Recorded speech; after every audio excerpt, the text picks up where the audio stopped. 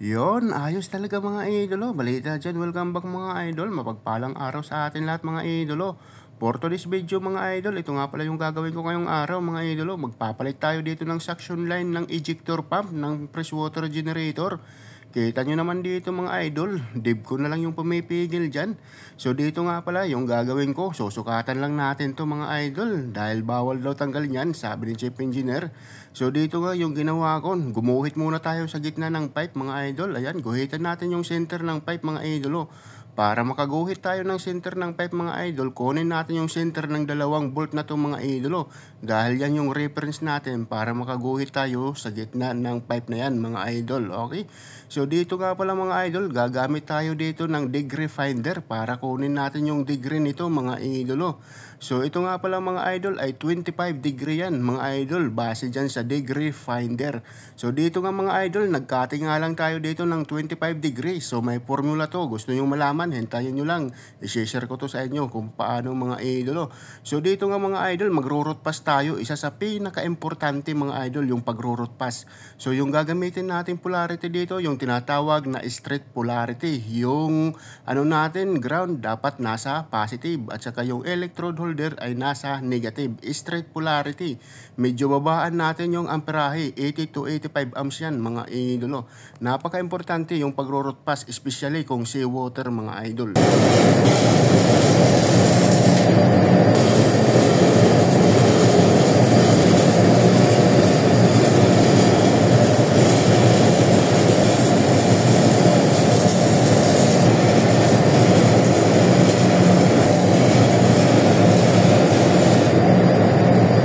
Ito na yung root pass natin mga idol. Tagos na tagos. Kita nyo naman, kahit nakanapkin yan, pag si Kuya ako'y tumira, tatagusan yan. So kita nyo naman mga idol, lalong gaganda yan pag nag-hot pass tayo mga idolo.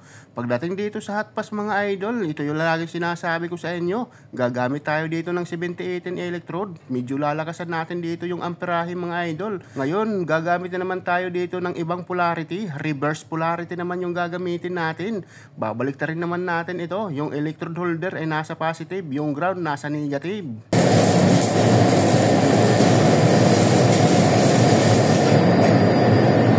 So ayan mga idol, ito na yung root pass natin. Kita nyo naman, bilog na bilog, umbok na umbok talaga mga idol. Ganyan yung kalalabasan ng root pass mga idol pag malakas yung amperahe sa hot pass mga idol.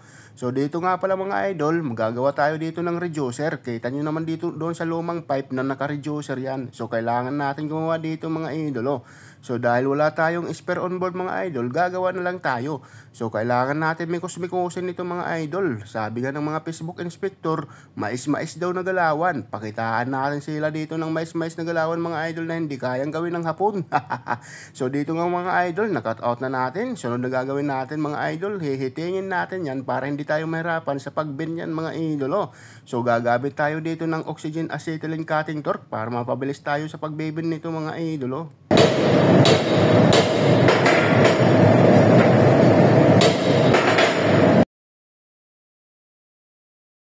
So ayan mga idol, ito na yung reducer natin. Natapos ko na full weld ko na rin dito. At saka pinutol ko na rin mga idol. Kita nyo naman yung root pass natin dito mga idol. Tagos na tagos. Yan yung magandang root pass mga idol. 7018 pa yung electrode natin dito. Tatagal na tatagal talaga yan. Kahit sa seawater pa yan mga idol. So ito na nga mga idol. Kita nyo naman, na-fit up na natin dito. Poging-pogi mga idol. Dahil seawater yung dadaan sa tubo na to, kailangan talaga maigap yung mga joint dito para tumagal itong tubo mga idol. Kita nyo naman. So dito alam ko tatanungin nyo ako kung paano mag-fit up ng plant sa pipe mga idol. Abangan nyo lang mga idol dahil marami pa tayong gagawin. I-share ko rin sa inyo kung paano gawin to. Paano mag-fit up ng plant sa pipe mga idol. Napakadali lang, basic na basic. So ito na nga mga idol. Ito na yung final na gawa natin. Na full wheel na natin mga idol. So ayan mga idol, natanggal ko na rin yung luma dito. Yung problema mga idol, nakalimutan ko nga pala itong connection para sa pressure gauge. So, nakalimutan ko lagyan itong bagong gawa ko mga idol. Kaya balik na naman tayo dun sa taas. So, ayan, lalagyan na natin to mga idol. Nakalimutan ko kanina. Connection ito para sa pressure gauge mga idol. Sa paglalagay nga pala ng connection nito mga idol, nilalagyan ko rin ng gap kasi dyan nagsisimula yung leaking. para pag nag-root pass ako talagang papasok sa loob. So ito na nga mga idol, nailagay na natin.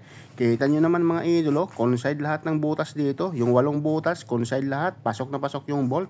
Yung problema nga lang dito banda mga idol, medyo kinapos tayo. Siguro mali yung sukat ko mga idol, biro lang mga idol. Ganon din yung luma mga idol, kapos na kapos din yung luma. Yung problema nga lang dito mga idol, pinilit lang nila pagdikitan yung dalawang plants. Kaya dito nai-stress yung bakal. Yung gagawin natin, hindi natin pipilitin kasi pangit pag nai-stress yung bakal. Yung ginawa ko dito, gumawa ako ng spacer, yan, kasing sukat ng plants mga idol. Lalagyan lang natin ng 2 gasket magkabilaan. Okay na okay yan mga idol, para hindi ma-stress yung tubo. Para kahit pa paano, tumagal yung tubo mga idol. So ito na nga mga idol, conside lahat ng butas yan, conside lahat mga idol, pasok na pasok lahat ng bolt. Kita nyo naman mga idol, pogeng-poge, pintura na lang yung kulang dito mga idol. Alam ko naman dyan mga idol, tatanungin nyo ako kung paano magsukat sa luma. Siyempre ito, isi-share ko rin sa inyo. Sa pagsusukat ng luma mga idol, unang-una, guguhit tayo sa gitna ng pipe. Para makaguhit tayo, ito yung reference natin. Kunin natin yung center ng 2 butas na yan, tapos guhit tayo sa gitna ng ganyan. Pati rin dito, guhit tayo ng ganyan mga idol. So ganyan lang kasimple yung pag-guguhit or pagsusukat sa lumang pipe. Tapos pagdating dito sa ibabaw, sukat ka rin yung reference mo, yung 2 butas na yon, kunin mo yung center.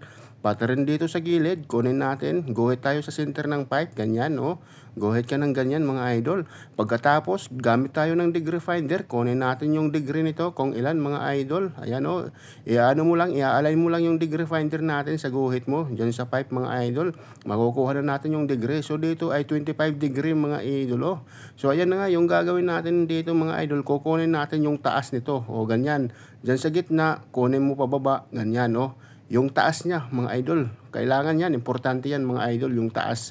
So kukunin mo, susukatin mo lang, latagan mo ng ruler na ganyan, i-align mo yung ruler sa guhit, yan i-align mo sa guhit yung ruler mga idol. Ayan, tapos sukat ka pataas mga idol, hanggang dun sa center ng pipe. Sukat ka simula dyan, pataas, dyan yung center niya, yung gitna. Sukatin mo yan, dol. Dapat makuha mo yung tamang sukat dyan, mga idol. Ayan. Para tamang-tama din yung gagawin nating bago, mga idol. Pagkatapos nyan, mga idol, yung haba naman. Simula dyan sa center na yan, mga idol. Ito, simula dito sa center ng pipe na yan, sa itaas, kunin mo yung haba hanggang dun sa dulo ng plants. Ayan, mga idol, ganyan, diba? 410 yung haba mga idol. So ganyan lang ka basic. So simula naman dito sa plants mga idol hanggang dito sa gitna, yung pinaka take off ng elbow dyan mga idol. Kukunin mo. Yan. Kunin mo yan mga idol. Importante yan. So guguhitan mo rin yun dito mga idol. Kunin mo yung center ng 2 butas. Yan guhit ka dyan para may reference ka pag nagsukat tayo mga idol. Ayan, simula dun sa dulo ng plants, sukat ka dito hanggang dito sa center. Yan, dyan mga idol. 'Di ba? Napakasimple lang gawin mga idol, Sukatan mo lang ng ganyan. Ganyan sukatan mo lang, makukuha mo na, 'di ba? Ganyan lang kasimple mga idol. Pagkatapos, simula naman sa dulo ng plants na to, susukatin ko rin siya hanggang dito rin sa dulo ng plants. Kasi lahat ng details ng lumang pipe ay kailangan kong kunin. Tapos, kung ano nakuha nating sukat, gagayahin din natin sa bago. Para pag ikinabit natin, ay talagang hindi magsasala. Saktong-sakto lahat, di ba? Ganyan lang kasimple mga idolo, di ba? So, paano yan mga idol? Hanggang dito na lang yung video ni Kuya Koy. Abangan nyo lang, marami pa tong mga idol, Abangan nyo lang mga idol. Paano yan? Baka naman dyan mga idol, pa-share naman itong video mga idol. Don't forget to share this video, paki-follow na rin, and then paki-like mga idol. See you next time mga idol, mabuhay tayong lahat. Bye-bye!